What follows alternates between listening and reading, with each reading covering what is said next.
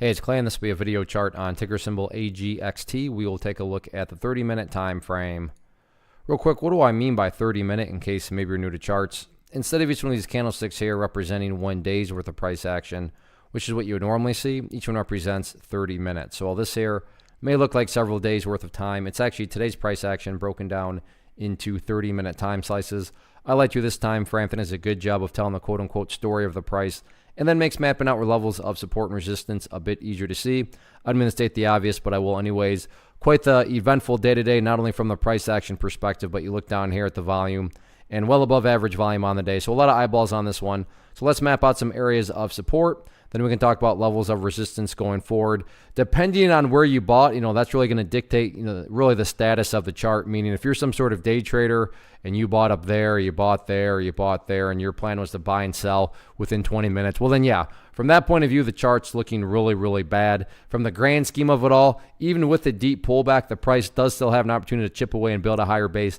Although really, any way you slice it, this chart's looking pretty sketchy. However, as of right now, you can't call it a total train wreck because, like I said, to be fair, the price does still technically have an opportunity to build an overall higher base, and that is where this level here comes into play. I'm not saying the price is headed down here, but $1.50 is very, very important because let's say the price actually does go down there, and then even after getting down there, the price just continues to separate to the downside. What would you have at that point? You would literally have the price right back inside of the range where it was before the big move happened. And not to insult your intelligence, but price movements that go back to where they were, not exactly a sign of strength. In fact, I would argue that would probably put this chart at pump and dump status because, think about it. The price was right here, went all the way up there. That's a great move. And then within the time span of just, a couple of days, and all of a sudden the price is literally back to where it started. If that's not a pump and dump, I don't know what is. Now, I'm not saying that towards the company. I don't know anything about the company. I'm saying that based towards how the price has acted. Hence, from a price action perspective, $1.52 is very important because if the price were to crash down below there, then you got to start to question pump and dump. Now, what about if the price goes down there, behaves like that, and then starts to work its way upwards?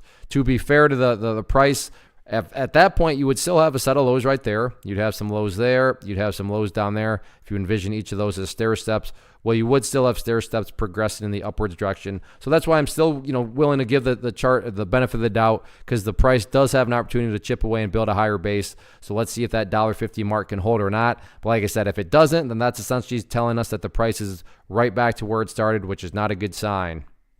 One of the biggest questions that I get is, hey Clay, how do you find the stocks that you trade? So what I've done is put together a free resource guide where I talk about the tools that I use to locate stocks that I find interesting and think may have potential. So if that sounds like something that could add value to you as a trader, then click on the image that is up on the screen right now and I will email you the guide. The guide itself is very short and to the point, and best part, it's completely free. Thanks for watching the video. Let me know if you have any questions.